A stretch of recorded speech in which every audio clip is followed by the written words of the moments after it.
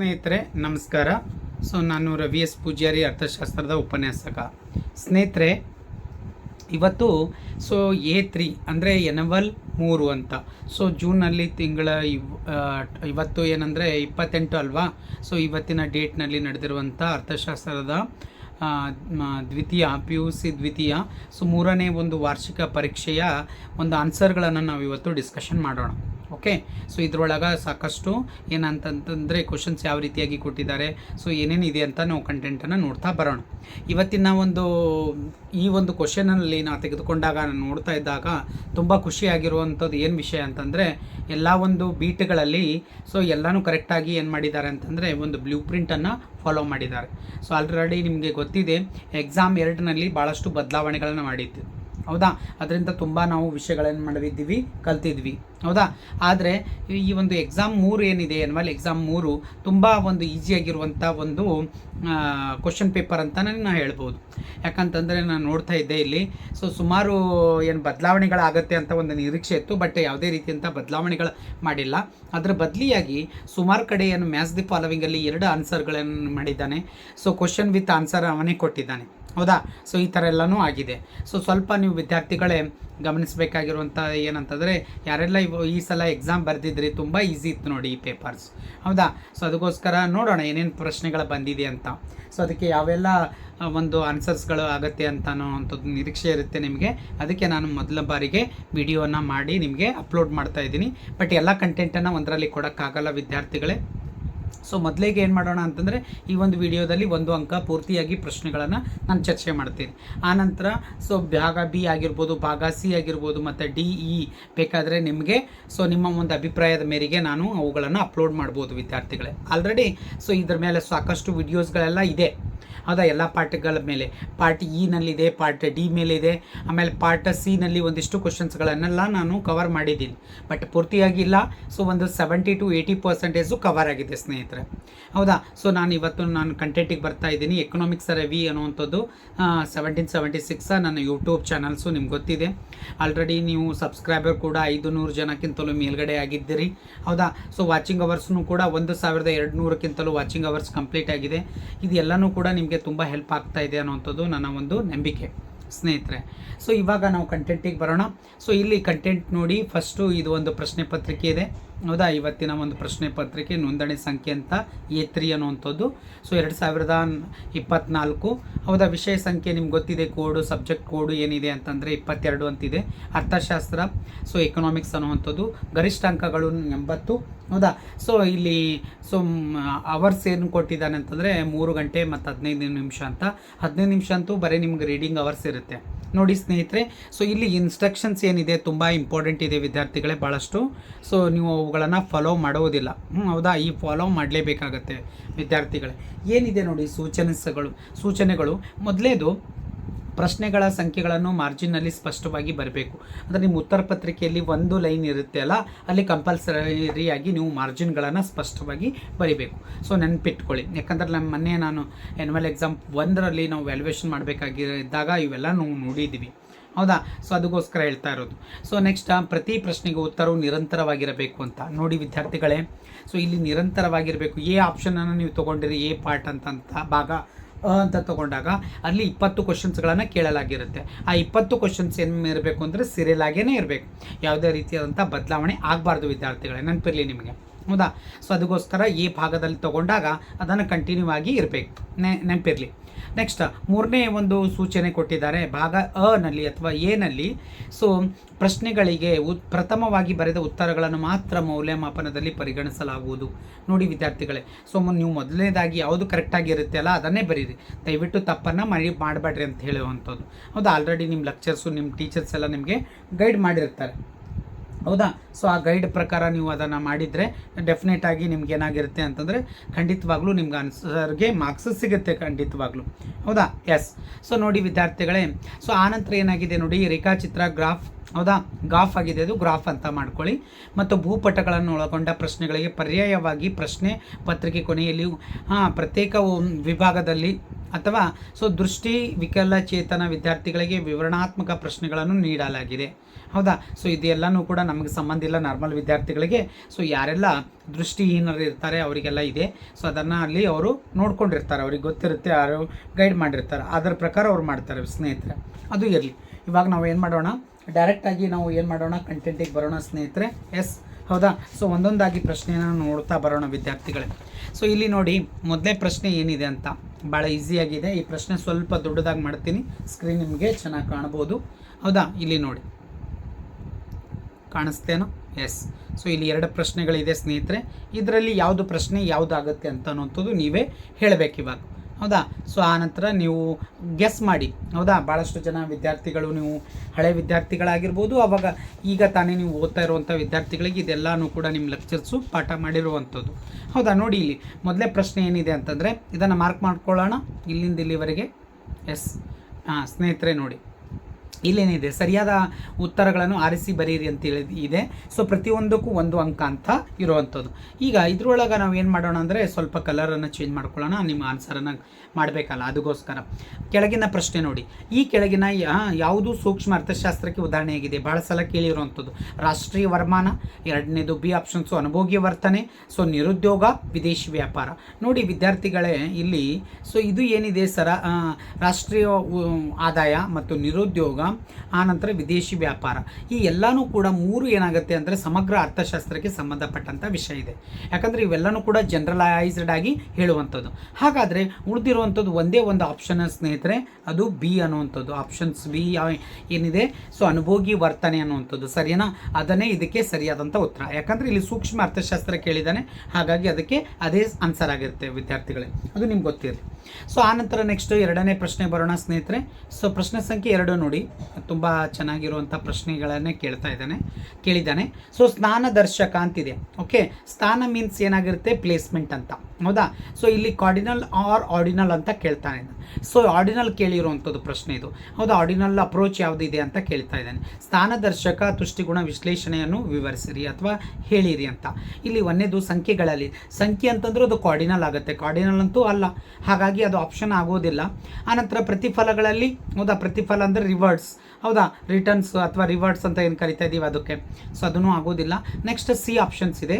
C ಎನ್ನಲ್ಲಿ ಏನಿದೆ ನೋಡಿ, ಶ್ರೇಣಿಗಳಲ್ಲಿ ವ್ಯಕ್ತಪಡಿಸಬಹುದು ಮತ್ತು ಯುಟಿಲ್ಸ್ಗಳಲ್ಲಿ ವ್ಯಕ್ತಪಡಿಸಬಹುದು ಅಂತ. ಯುಟಿಲ್ಸ್ ಇದು ಕನ್ಫ್ಯೂಸ್ ಮಾಡೋಕ್ಕೋಸ್ಕರ ಕೊಟ್ಟಿರುವಂಥ ಒಂದು ಆನ್ಸರ್. ಆದರೆ ನಿಮಗೆ ಡೆಫಿನೆಟ್ ಆಗಿ ಬರುವಂಥ ಆನ್ಸರ್ಸ್ ಏನಿದೆ, ಎಸ್ ಹೇಳಿ ನೋಡೋಣ ದಯವಿಟ್ಟು. ಎಸ್ ಸ್ನೇಹಿತರೆ, ಸಿ ಆಪ್ಷನ್ಸು ರೈಟ್ ವಿದ್ಯಾರ್ಥಿಗಳೇ.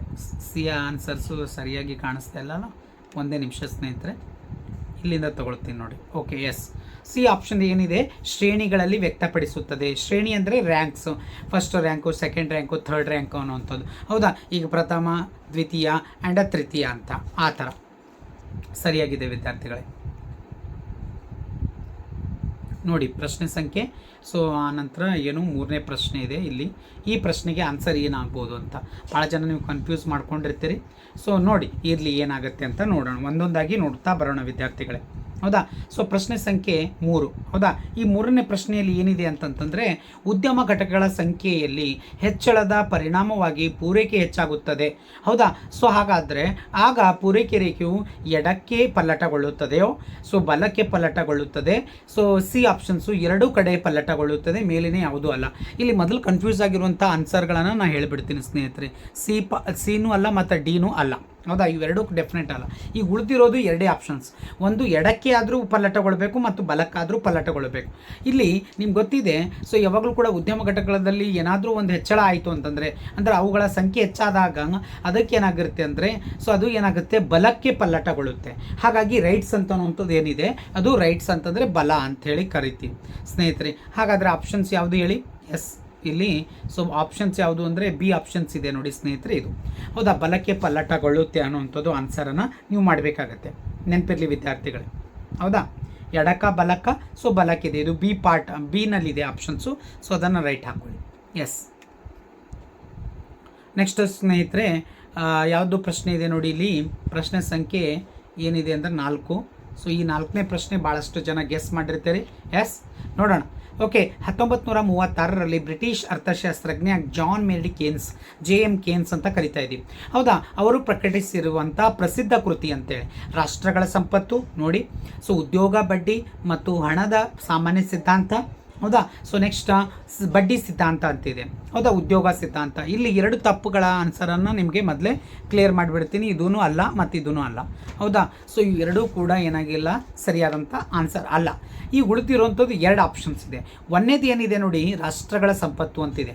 ಈ ರಾಷ್ಟ್ರಗಳ ಸಂಪತ್ತು ವೆಲ್ತ್ ಆಫ್ ನೇಷನ್ ಯಾರ್ದಿದೆ ಹೇಳಿ ನೋಡಮ್ಮ. ಎಸ್, ಸೊ 1776 ಅಂತ ಹೇಳಿದ್ದೀನಿ, ಹೌದಾ. ಇದು ನನ್ನ ಯೂಟ್ಯೂಬ್ ಚಾನಲ್ ಕೂಡ ಇದೆ. ಸೊ ನಿಮ್ಗೆ ಗೊತ್ತಿದೆ, ಯೂಟ್ಯೂಬ್ ಚಾನಲ್ ಹೆಸರನ್ನು ಕೂಡ ಅದನ್ನೇ ಇಟ್ಕೊಂಡಿದ್ದೀನಿ. ನೆಕ್ಸ್ಟ್ ನನ್ನ ಗಾಡಿ ನಂಬರ್ನು ಕೂಡ ಇದೆ, ಹೌದಾ. ಎಸ್, ಸೊ ಅದು ಅನ್ನು ಇಲ್ಲಿ ಬಂದಿರುವಂಥದ್ದು ಇರಲಿ, ಪರವಾಗಿಲ್ಲ. ಸೊ ಇದು ಯಾವುದು ಅಂದರೆ wealth of nations Adam Smith ಅವ್ರದ್ದಿದೆ. ಹಾಗಾದರೆ ಉಳಿದು ಯಾವುದು? ಬಿ ಆಪ್ಷನ್ಸ್, ಹೌದಾ. ಬಿ ಆಪ್ಷನ್ಸ್ ಯಾವುದಿದೆ ನೋಡಿ ಇಲ್ಲಿ. ಎಸ್ ವಿದ್ಯಾರ್ಥಿಗಳೇ, ಸೊ ಉದ್ಯೋಗ, ಬಡ್ಡಿ ಮತ್ತು ಹಣದ ಸಾಮಾನ್ಯ ಸಿದ್ಧಾಂತ ಅಂತ ಅಂದರೆ so employment interest and general theory of employment ಅಂತ ಕರಿತಾ ಇದ್ದೀವಿ, ಅಥವಾ ಜನರಲ್ ಮನಿ ಅಂತೇಳಿ ನಾವು ಕರಿತಾ ಇದ್ದೀವಿ. The general theory of employment money and interest ಅಂತ ಕರಿತಾ ಇದ್ದೀವಿ. ಈ ಒಂದು ಕಾನ್ಸೆಪ್ಟು ಇದಕ್ಕೆ ಕರೆಕ್ಟ್ ಆಗುತ್ತೆ. ಸೊ ಅದು 4ಗೆ ಯಾವುದಾದ್ರಿ ಬಿ ಆಪ್ಷನ್ ಸರಿಯಾಗಿದೆ ನೋಡಿ ವಿದ್ಯಾರ್ಥಿಗಳು. ನೆಕ್ಸ್ಟ್ ನೋಡಿ ಈ ಪ್ರಶ್ನೆ, ಇವೆಲ್ಲ ಪ್ರಶ್ನೆಗಳು ಏನಂತಂದರೆ ಸೊ ಇದ್ರೊಳಗೆ 2 ಮೈಕ್ರೋನಲ್ಲಿ ಕೇಳಿದ್ದಾನೆ, ಮೈಕ್ರೋನಲ್ಲಿ 3 ಬಂದಿದೆ. ಸೊ ಮ್ಯಾಕ್ರೋನಲ್ಲಿ 2 ಕ್ವಶನ್ಸ್ಗಳನ್ನು ಕೇಳಿದ್ದಾನೆ. ಮ್ಯಾಕ್ರೋ ಎಕನಾಮಿಕ್ಸ್ ಅಂದರೆ ಗೊತ್ತಾಗುತ್ತೆ ಅಲ್ಲ, ಸಮಗ್ರ ಅರ್ಥಶಾಸ್ತ್ರ. NNP ನೆಟ್ ನ್ಯಾಷನಲ್ ಪ್ರಾಡಕ್ಟ್ ಅಂತ ಕರಿತಾ ಇದ್ದೀವಿ. ನಿವ್ವಳ ರಾಷ್ಟ್ರೀಯ ಉತ್ಪನ್ನ ಸೊ ಇಸಿಕಲ್ ಟು ಒಟ್ಟು ರಾಷ್ಟ್ರೀಯ ಉತ್ಪನ್ನ ಮೈನಸ್ ಅಂತಿದೆ. ಸೊ ಮೈನಸ್ ನಾವು ಏನು ಕರಿತಾ ಇದ್ದೀವಿ? ಡಿಪ್ರಿಷಿಯೇಷನ್ ಅಂತ ಕರಿತಾ ಇದ್ದೀವಿ. GNP minus depreciation. ಹಾಗಾದರೆ ಇಲ್ಲಿ ಆಪ್ಷನ್ಸ್ ಯಾವುದಿದೆ ನೋಡಿ. ಎ ಕಡಿತ ಅಂತಿದೆ, ಡಿಡಕ್ಷನ್ ಅಂತ ಕರಿತಾ ಇದ್ದೀವಿ, A options. B option depreciation ಅಂದರೆ ಸವಕಳಿ, ಹೌದಾ. ಸಿ ಆಪ್ಷನ್ಸು ಹೂಡಿಕೆ. ಸೊ ನೆಕ್ಸ್ಟ್ ಮೇಲಿನ ಯಾವುದು ಅಲ್ಲ ಅಂತೇಳಿ. ಆದರೆ ಇಲ್ಲಿ ಆಪ್ಷನ್ಸು ಸರಿಯಾಗಿರುವಂಥದ್ದು ಆಲ್ರೆಡಿ ಇದೆ, ಬಿ ಆಪ್ಷನ್ಸ್ ಇದೆ ಸ್ನೇಹಿತರೆ. ಯಾವುದಿದೆ? ಆಪ್ಷನ್ಸ್ ಬಿ ಸ್ನೇಹಿತರೆ, ಆಪ್ಷನ್ಸು ಬಿ. ಒಂದು ನಿಮಿಷ, ಸರಿಯಾಗಿ ಬರ್ತಾ ಇಲ್ಲ ಅದು, ಇಲ್ಲಿದೆ ನೋಡಿ. ಸಾರಿ, ಒಂದೇ ನಿಮಿಷ. ಸವಕಳಿ ವೆಚ್ಚ ಅಥವಾ ಸವಕಳಿ ಅಂತಿದೆ ವಿದ್ಯಾರ್ಥಿಗಳೇ, ಅದನ್ನು ನೀವು ರೈಟ್ ಹಾಕಬೇಕಲ್ಲಿ, ಅದನ್ನೇ ಬರಿಬೇಕು. ನೆಕ್ಸ್ಟ್ ನೋಡಿ ವಿದ್ಯಾರ್ಥಿಗಳೇ, ಸೊ ಇಲ್ಲಿ 5 ಪ್ರಶ್ನೆಗಳಿದೆ. ನಾ ಹೇಳ್ದಂಗೆ ನಿಮ್ಗೊಂದು ಸಲ ಬೇಕಾದರೆ ನೋಡ್ಕೊಳ್ಳಿ. ಸೊ ಮೊದಲನೇದಾಗಿ ಹೇಳಿದ್ದು ಅನುಭೋಗಿ ವರ್ತನೆ, ಎರಡನೇದು ಏನಾಗಿದೆ ಅಂದರೆ ಶ್ರೇಣಿಗಳಲ್ಲಿ ವ್ಯಕ್ತಪಡಿಸುತ್ತದೆ. ನೆಕ್ಸ್ಟ್ ಬಲಕ್ಕೆ, ಮತ್ತು ಉದ್ಯೋಗ, ಬಡ್ಡಿ ಮತ್ತು ಹಣದ ಸಾಮಾನ್ಯ ಸಿದ್ಧಾಂತ ಅಂತೇಳಿ. ಸೊ ಇಲ್ಲಿ ಏನು NNP is equal to GNP minus depreciation cost. ಇದನ್ನೇ ನಾವು ಏನು ಕರಿತಾ ಇದ್ದೀವಿ ಅಂದರೆ ಸವಕಳಿ ಅಂತೇಳಿ ಕರಿತಾ ಇದ್ದೀವಿ ನೋಡಿ ವಿದ್ಯಾರ್ಥಿಗಳೇ. ಸೊ ಆವರಣದಲ್ಲಿ ಕೊಟ್ಟಿರುವಂಥ ಸರಿಯಾದ ಉತ್ತರವನ್ನು ಆರಿಸಿ ಬರೆಯಿರಿ ಅಂತಿದೆ. ಖಾಲಿ ಬಿಟ್ಟ ಸ್ಥಳಗಳನ್ನು ಭರ್ತಿ ಮಾಡಿ. ಸೊ ನೋಡಿರಿ, ಮೊದಲೇದು ಏನಿದೆ ಪ್ರಶ್ನೆ ಅಂತಂದರೆ ಸೀಮಾಂತ ಉತ್ಪನ್ನ ಮತ್ತು ಸರಾಸರಿ ಉತ್ಪನ್ನ ರೇಖೆಗಳ 2 ಡ್ಯಾಡ್ಯಾಶ್ ಆಕಾರದಲ್ಲಿ ಇರುತ್ತೆ. ಯು ಆಕಾರ ಅಥವಾ ತಲೆ ಕೆಳಗಾದ ಅಂತಿದೆ ನೋಡಿ, ಅದನ್ನು ನಾವು ಇಲ್ಲಿ ಚೂಸ್ ಮಾಡ್ಕೋಬೇಕು ಸ್ನೇಹಿತರೆ. ಸೊ ತಲೆ ಕೆಳಗಾದ ಯು ಅಂತನ್ನುವಂಥದ್ದಿದೆ, ಇದನ್ನು ನಾವು ಅಲ್ಲಿ ಬರಿಬೇಕಾಗತ್ತೆ. ಯು ಆಕಾರದಲ್ಲಿ ಬರೆದ್ರೂ ನಡೆಯುತ್ತೆ, ಬಟ್ ಅಲ್ಲಿ ಆಲ್ರೆಡಿ ಕೊಟ್ಟಿದ್ದಾನೆ ತಲೆ ಕೆಳಗಾದ ಅಂತೇಳಿದೆ, ಹೌದಾ. ಸೊ ತಲೆ ಕೆಳಗಾದ ಯು ಆಕಾರ ಅಂತೇಳಿ, ಅಥವಾ ಕೆಳಮುಖ ಅಂತಲೂ ಕೂಡ ನಾವು ಬರೆಸಿರ್ತೀವಿ ಸ್ನೇಹಿತರೆ ವಿದ್ಯಾರ್ಥಿಗಳಿಗೆ, ಹೌದಾ. ನೋಡ್ಕೊಳ್ಳಿ, ಯಾಕಂದರೆ ನಿಮ್ಗೆ ಆಲ್ರೆಡಿ ಅಲ್ಲಿ ಆಪ್ಷನಲ್ಲೇ ಕೊಟ್ಟಿದ್ದಾನೆ, ಅದನ್ನೇ ನೀವು ಸೆಲೆಕ್ಟ್ ಮಾಡ್ಕೊಳ್ಳಿ. ಎಸ್. ನೆಕ್ಸ್ಟ್ ನೋಡಿ ವಿದ್ಯಾರ್ಥಿಗಳೇ, ಸೊ ಒಂದು ಬೆಲೆ ಪಡೆಯುವ ಉದ್ಯಮ ಘಟಕಕ್ಕೆ ಸೀಮಾಂತ ಆದಾಯವು ಡ್ಯಾಶ್ಗೆ ಸಮವಾಗಿರುತ್ತದೆ. ಇಲ್ಲಿ ಆ್ಯಕ್ಚುಲಿ ಇದು ಬೆಲೆಗೆ ಮಾರುಕಟ್ಟೆ ಬೆಲೆ ಅಂತ ಬರಬೇಕಾಗಿತ್ತು, ಮಾರುಕಟ್ಟೆ ಬೆಲೆ ಇಲ್ಲ. ಸೊ ಆದರೆ ಇಲ್ಲಿ ಏನಾಗುತ್ತೆ ಅಂತಂದರೆ ಇಲ್ಲಿ ಆಲ್ರೆಡಿ ಹಿಂಟ್ ಇದೆ, ಸೊ ಕರೆಕ್ಟಾಗಿ ಕೊಟ್ಟಿದ್ದಾನೆ. ಇಲ್ಲಿ ನೋಡ್ರಿ, ಸೊ ಇಲ್ಲಿ ಏನಾಗಿದೆ ಅಂದರೆ ಇದು ಪಿ ಅಂತ ನಾವು ಕರಿತಾ ಇದ್ದೀವಿ. ಪಿ ಅಂದರೆ ಪ್ರೈಸ್ ಲೈನ್. ಹಾಗಾಗಿ ನಾವು ಏನು ಮಾಡ್ತಾ ಇದ್ದೀವಿ, ಚಾಪ್ಟರ್ ನಂಬರ್ 4ನಲ್ಲಿ ಇದನ್ನು ನಿಮಗೆ ಎಕ್ಸ್ಪ್ಲೇನನ್ನು ಮಾಡಿದ್ದೀವಿ. ಪಿ ಈಸ್ ಈಕ್ವಲ್ ಟು ಏನು ಹೇಳಿ? ಎಸ್.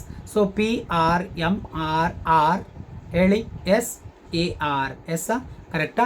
ಸೊ ಹಾಗಾದರೆ ಇಲ್ಲಿ ಏನಾಗಿದೆ ಅಂದರೆ ಪಿ ಅಂತಂದರೆ ಬೆಲೆ ಸೀಮಾಂತ ಆದಾಯಕ್ಕೂ ಸಮವಾಗಿರುತ್ತೆ ಮತ್ತು ಸರಾಸರಿ ಆದಾಯಕ್ಕೂ ಸಮವಾಗಿರುತ್ತೆ. ಹಾಗಾದರೆ ಇಲ್ಲಿ ಆಪ್ಷನ್ಸ್ ಏನು ಕೊಟ್ಟಿದ್ದಾನೆ ಅಂದರೆ, ಸೊ ಇಲ್ಲಿ ಬೆಲೆಯನ್ನು ಕೊಟ್ಟಿಲ್ಲ, ಅದರ ಬದಲಿಯಾಗಿ ಏನು ಕೊಟ್ಟಿದ್ದಾನೆ ಅಂದರೆ AR ಅಂತ ಕೊಟ್ಟಿದ್ದಾನೆ. AR ಎಲ್ಲಿದೆ ನೋಡಿ ವಿದ್ಯಾರ್ಥಿಗಳೇ. ಸೊ 7ನೇ ಪ್ರಶ್ನೆಗೆ ಸೊ AR ಎಲ್ಲಿದೆ? ಎಸ್, ಇಲ್ಲಿದೆ ನೋಡಿ, AR ಕರೆಕ್ಟಾ. ಸೊ ಹಾಗಾಗಿ AR ಅಂದರೆ ಸರಾಸರಿ ಆದಾಯ ಅಂತೇಳಿ ಆಗುತ್ತೆ. ಹಾಗಾಗಿ ಅದನ್ನೇ ಆಪ್ಷನ್ಸು ನೀವು ಬರಿಬೇಕಾಗುತ್ತೆ ವಿದ್ಯಾರ್ಥಿಗಳೇ. ಅದಕ್ಕೆ ನೀವು ಏನು ಬರೆದ್ರೆ, ಸೊ ನಿಮ್ಗೆ ಗೊತ್ತಿತ್ತು ಅಂತಂದರೆ ಮಾರುಕಟ್ಟೆ ಬೆಲೆ ಅಂತ ಬರೆದು ಬ್ರ್ಯಾಕೆಟಲ್ಲಿ AR ಬರೆದ್ರೆ ಸಾಕು. ಇಲ್ಲ ಸರ್ ಆಲ್ರೆಡಿ AR ಕೊಟ್ಟಿದ್ದಾನೆ, AR ಬರಿತೀವಿ ಅಂದರೆ ನೋ ಪ್ರಾಬ್ಲಮ್, ಏನು ತೊಂದರೆ ಇಲ್ಲ. ಎಸ್. ನೆಕ್ಸ್ಟ್ ಮುಂದಿನ ಪ್ರಶ್ನೆಗೆ ಹೋಗೋಣ ಸ್ನೇಹಿತರೆ. ಎಸ್. ಸೊ ಪ್ರಶ್ನೆ ಸಂಖ್ಯೆ ನೋಡಿ ಏನಿದೆ, ಹಣವನ್ನು ಇಟ್ಟುಕೊಳ್ಳುವ ಮುಖ್ಯ ಉದ್ದೇಶವೆಂದರೆ ಡ್ಯಾಡ್ಯಾಶ್. ಸೊ ಇದು ಜಾನ್ ಮೇನರ್ಡ್ ಕೇನ್ಸ್ ಪ್ರಕಾರ 3 ಪ್ರಕಾರಗಳನ್ನು ಹೇಳ್ತಾನಮ್ಮ. ಸೊ ಮೋಟಿವ್ ಫಾರ್ ಡಿಮ್ಯಾಂಡ್ಸ್ ಅಂತ ಎದಕ್ಕೋಸ್ಕರ ಅಂತಂದರೆ ಪ್ರಿಕಾಷನರಿ, ಟ್ರಾನ್ಸಾಕ್ಷನರಿ ಆ್ಯಂಡ್ ಸ್ಪೆಕ್ಯುಲೇಟಿವ್ ಅಂತ ಹೇಳ್ತಾನವ. ಸೊ 3 ಉದ್ದೇಶಗಳಿಗೋಸ್ಕರ ಹಣವನ್ನು ಮನುಷ್ಯ ಏನು ಮಾಡ್ತಾ ಇದ್ದಾನೆ, ಇಟ್ಕೊಳ್ತಾನೆ ಅಂತ ಹೇಳ್ತಾ ಇದ್ದಾನೆ. ಆದರೆ ಇಲ್ಲಿ ಮೇನ್ ಆಗಿರುವಂಥದ್ದು ಹಣ ಇಟ್ಟುಕೊಳ್ಳುವಂಥ ಉದ್ದೇಶ ಮುಖ್ಯವಾಗಿ ವ್ಯವಹಾರಗಳನ್ನು ಅಂತ ಹೇಳಿ ನೀವು ಬರಿಬೇಕಾಗತ್ತೆ. ಇಲ್ಲಿ ಅದೇನೇ ಕೊಟ್ಟಿದ್ದಾನೆ ನೋಡಿ ಸ್ನೇಹಿತರೆ, ಹೌದಾ. ಸೊ ಇಲ್ಲಿ ವ್ಯವಹಾರಗಳನ್ನು ಅಂತಿದೆ, ಹೌದಾ. ಎಸ್ ಕಾಣಿಸ್ತಾ ಇದ್ದಾನೆ ನೋಡಿ, ಇಲ್ಲಿ ವ್ಯವಹಾರಗಳನ್ನು ಅಂತಿದೆ.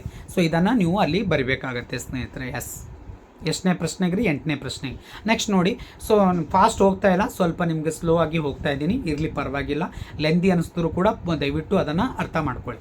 ಓಕೆ, ನೆಕ್ಸ್ಟ್, ಭಾರತದಲ್ಲಿ ಹಣಕಾಸಿನ ವರ್ಷ ಡ್ಯಾಶ್ದಿಂದ ಡ್ಯಾಶ್ರವರೆಗೆ ಸೊ ನಡೆಯುತ್ತದೆ ಅಥವಾ ನೆರವೇರಿಸುತ್ತದೆ ಅಥವಾ ನಡೆದಿರುತ್ತದೆ ಅಂತ ಕೊಟ್ಟಿರ್ತಾನೆ. ಇಲ್ಲಿ ಆಲ್ರೆಡಿ ನಿಮ್ಗೆ ಗೊತ್ತಿದೆ. ಸೊ ಏನಂದರೆ ಏಪ್ರಿಲ್ 1, ಇದು ನೆನಪಿರಲಿ ಸ್ನೇಹಿತರೆ. ಇಲ್ಲಿ ಒಂದೇ ನಿಮಿಷ, ಏಪ್ರಿಲ್ 1 ಅಂತಿದೆ, ಇಲ್ಲಿಂದ ಇಲ್ಲಿ ತನಕ ತೊಗೊಳ್ಳಿ. ಎಸ್, ಏಪ್ರಿಲ್ 1ರಿಂದ ಮಾರ್ಚ್ 31 ಅಂತ, ಹೌದಾ. ಏಪ್ರಿಲ್ 1, ಮಾರ್ಚ್ 31 ಅಂತೇಳಿ ನಾವು ಅದನ್ನು ಕರಿತಾ ಇದ್ದೀವಿ. ಸೊ ಲಾಸ್ಟ್ ಒಂದು ಪ್ರಶ್ನೆ ಇದೆ ನೋಡಿ ವಿದ್ಯಾರ್ಥಿಗಳೇ, 10ನೇ ಪ್ರಶ್ನೆ. ವಿದೇಶಿ ಹಣದ ಮೌಲ್ಯವು ಸ್ವದೇಶಿ ಹಣದ ಮೌಲ್ಯಕ್ಕೆ ಹೋಲಿಸಿದರೆ ಹೆಚ್ಚಾಗಿದೆ. ಸೊ ಇದನ್ನು ಸ್ವದೇಶಿ ಹಣದ ಡ್ಯಾಡ್ಯಾಶ್ ಎಂದು ಕರಿತೇವೆ. ಅಂದರೆ ಏನ್ರಿ, ಇಲ್ಲಿ ಸಿಂಪಲ್ ಇದೆ ಕ್ವಶನ್ಸು. ನಮ್ಮ ಭಾರತ ದೇಶದ ಹಣ ಅಂತ ತಿಳ್ಕೊರಿ, ರುಪಿಯದ. ಸೊ ವಿದೇಶಿ ಹಣದ ಎದುರುಗಡೆ ನಮ್ದು ಏನಾಗಿದೆ ಅಂದರೆ ಮೌಲ್ಯ ಕುಗ್ಗಿದೆ, ಹೌದಾ. ಅದಕ್ಕೆ ಹೋಲಿಕೆ ಮಾಡಿದಾಗ ಕುಗ್ಗಿದೆ. ಹಾಗಾದರೆ ಅದನ್ನು ಏನಂತ ಕರಿತಾ ಇದ್ದೀವಿ ಅಂತಂದರೆ, ಸೊ ಅವಾಗ ನಮಗೇನಂದ್ರೆ ಡಿಪ್ರಿಷಿಯೇಷನ್ ಆಗುತ್ತೆ.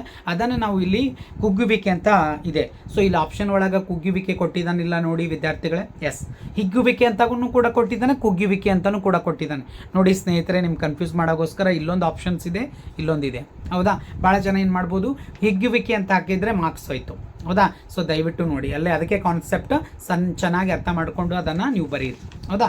ಹಾಗಾಗಿ ಸೊ ಇದಕ್ಕೆ ಕುಗ್ಗುವಿಕೆ ಅನ್ನುವಂಥದ್ದೇ ರೈಟ್ ಆಗುತ್ತೆ ವಿದ್ಯಾರ್ಥಿಗಳೇ. ಎಸ್ ನೋಡಿ, ಮ್ಯಾಚ್ ದಿ ಫಾಲೋವಿಂಗ್ ಇಷ್ಟು ಈಸಿ ಕೊಟ್ಟಿದ್ದಾನೆ ಸ್ನೇಹಿತರೆ. ನಿಮ್ಗೆ ಹೇಳೋದು ಅಷ್ಟು ಈಸಿಯಾಗಿದೆ, ಹೌದಾ.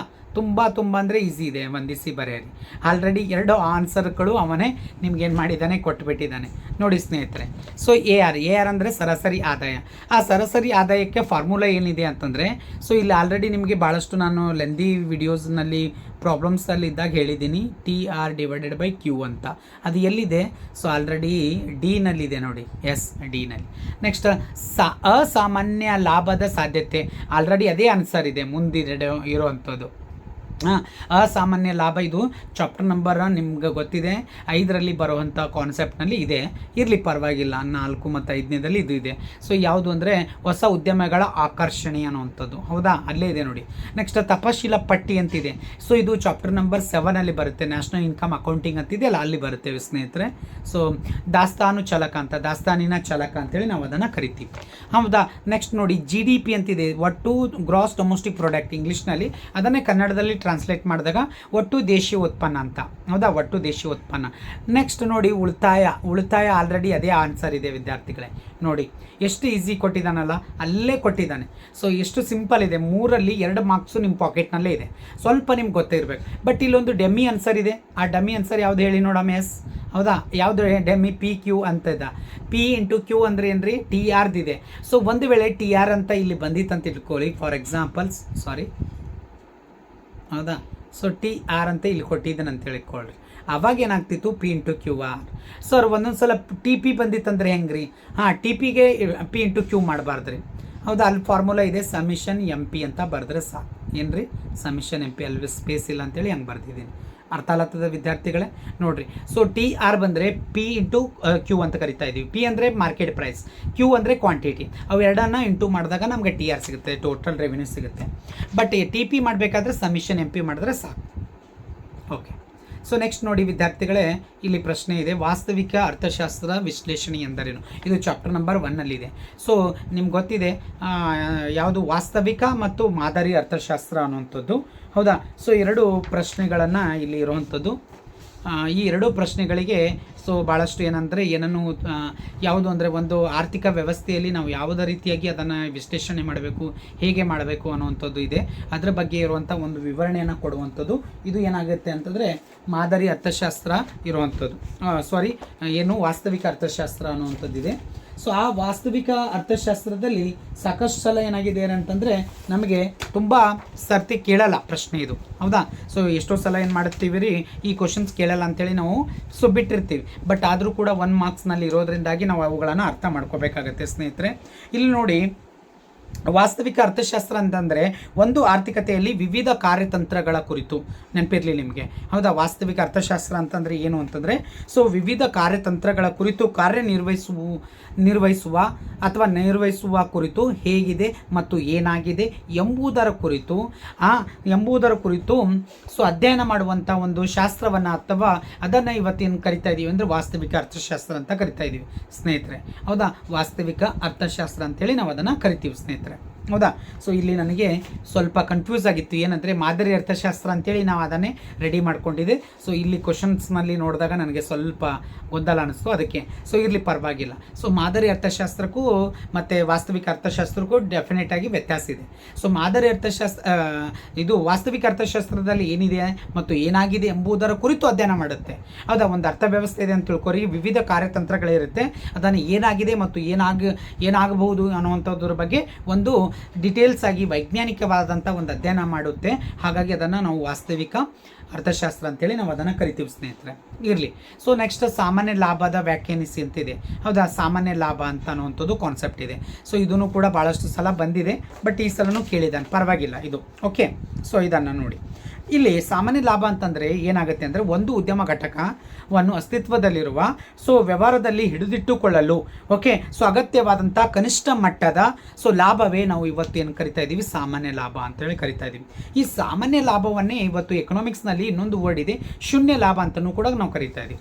ಅಂದರೆ ಶೂನ್ಯ ಲಾಭ ಅಂತಂದರೆ ಏನ್ರಿ ವಿದ್ಯಾರ್ಥಿಗಳೇ, ಆಲ್ರೆಡಿ ಏನಾಗುತ್ತೆ ಅಂದರೆ ಲಾಭವನ್ನು ನೀವು ಯಾವುದರಿಂದ ಇಂಡಿಕೇಟ್ ಮಾಡ್ತಾ ಇದ್ರಿ, ಎಸ್ ಹೇಳ್ರಿ, ಪೈ ಅಂತ ಕರಿತಾ ಇದ್ದೀವಿ. TR - TC ಅಂತ ಕರಿತೀವಿ. ಏನಂತ ಕರಿತೀವಿ, TR ಆ್ಯಂಡ್ TC ಅಂತ. ಈಗ ಫಾರ್ ಎಕ್ಸಾಂಪಲ್ 100 ಟೋಟಲ್ ರೆವಿನ್ಯೂ ಇದೆ ಅಂತ ತಿಳ್ಕೊರಿ.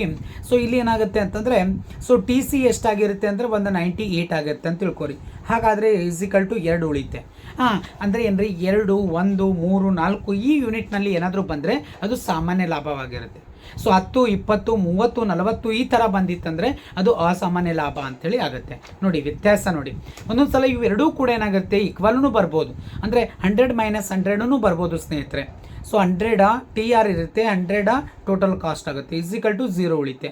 ಹಾಗಾಗಿ ಇದಕ್ಕೆ ನಾವೇನು ಕರಿತೀವಿ ಎಕನಾಮಿಕ್ಸ್ನಲ್ಲಿ ಏನಂತ ಕರಿಬೋದು ಅಂದರೆ ಜೀರೋ ಪ್ರಾಫಿಟ್ ಅಂತಲೂ ಕೂಡ ಕರಿತಾ ಇದ್ದೀವಿ, ಎಕನಾಮಿಕ್ ಪ್ರಾಫಿಟ್ ಅಂತಲೂ ಕೂಡ ಕರಿತೀವಿ ಸ್ನೇಹಿತರೆ. ಇದು ನಿಮ್ಮ ನೆನಪಿರಲಿ. ನೆಕ್ಸ್ಟ್ CRR ಅನ್ನು ವಿಸ್ತರಿಸಿ ಅಂತ, ಕ್ಯಾಶ್ ರಿಸರ್ವ್ ರೇಷೋ ಅಂತ.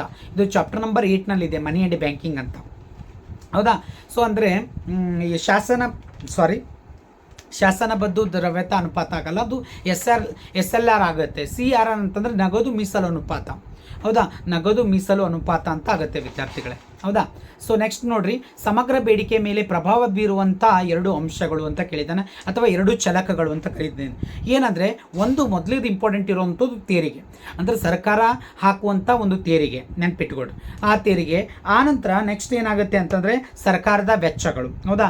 ಇವೆಲ್ಲನೂ ಕೂಡ ಸೇರಿ ಈ ಒಂದು ಏನಾಗುತ್ತೆ ಸಮಗ್ರ ಬೇಡಿಕೆ ಮೇಲೆ ಪ್ರಭಾವ ಬೀರುವಂಥ ಒಂದು ಕೋಶೀಯ ಸೊ ಚಲಕಗಳಂತೆ. ಇದು ಸಮಗ್ರ ಅರ್ಥಶಾಸ್ತ್ರದಲ್ಲಿ ಕೊನೆಯಲ್ಲಿ 2ನೇ ಚಾಪ್ಟರ್ನಲ್ಲಿ ಬರುವಂಥ ಒಂದು ಚಾಪ್ಟರ್, ಈ ಒಂದು ಕಂಟೆಂಟ್ ಇದೆ. ನೆಕ್ಸ್ಟ್ ನೋಡಿ ವಿದ್ಯಾರ್ಥಿಗಳೇ, ಇದು ಪುಕ್ಕಟ್ಟೆ ಸವಾರದಾರರು ಅಂತ, ಅಥವಾ ಸವಾರರು ಎಂದರೆ ಯಾರು ಅಂತ ಕೇಳಿದ್ದಾರೆ. ನೋಡಿ, ಸಾರ್ವಜನಿಕ ಸರಕುಗಳನ್ನು ಪುಕ್ಕಟ್ಟೆಯಾಗಿ ಯಾವುದೇ ಪಾವತಿಯನ್ನು ಪಾವತಿಸದೆ, ಪಾವತಿ ಶುಲ್ಕವನ್ನು ಪಾವತಿಸದೆ ಸೊ ಸಾರ್ವಜನಿಕ ಸೇವೆಗಳನ್ನು ಅನುಭೋಗಿಸುತ್ತಿದ್ದಾರೆ ಅಂಥವರನ್ನು ಇವತ್ತು ನಾವೇನು ಕರಿತಾ ಇದ್ದೀವಿ, ಪುಕ್ಕಟ್ಟೆ ಸವಾರದಾರರು ಅಂತ ಕರಿತಾ ಇದ್ದೀವಿ ಸ್ನೇಹಿತರೆ, ಹೌದಾ. ಹೌದು.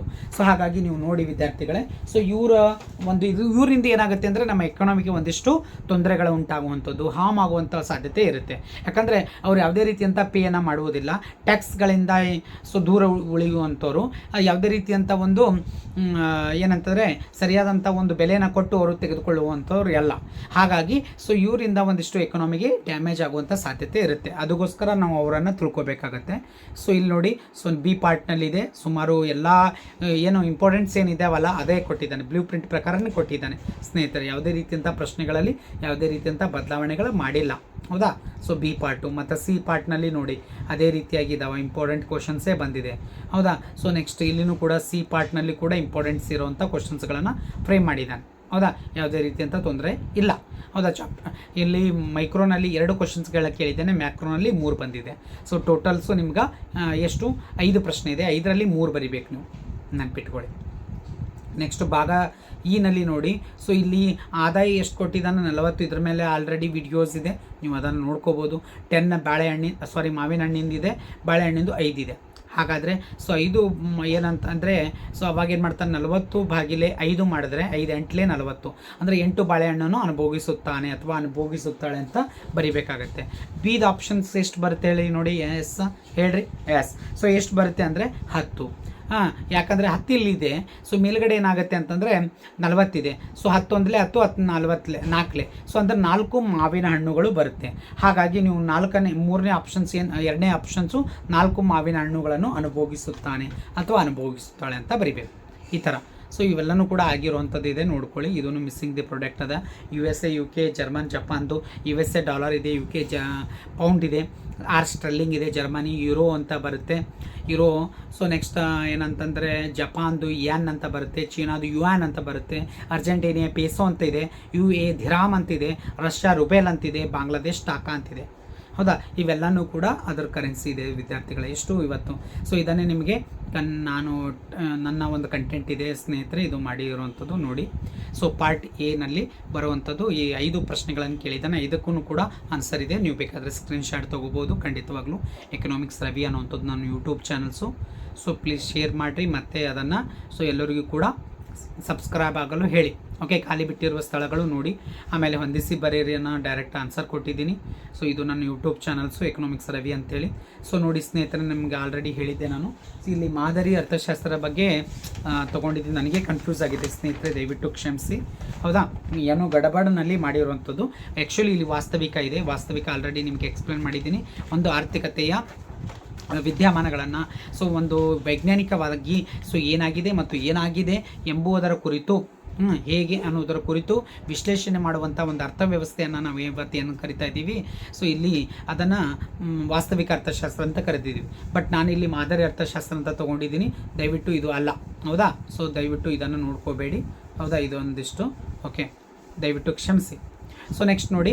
ಸೊ ಆಲ್ರೆಡಿ 17 ಕ್ವಶನ್ಸು ಆಲ್ರೆಡಿ ನಾನು ಹೇಳಿದ್ದೇ ಇದೆ.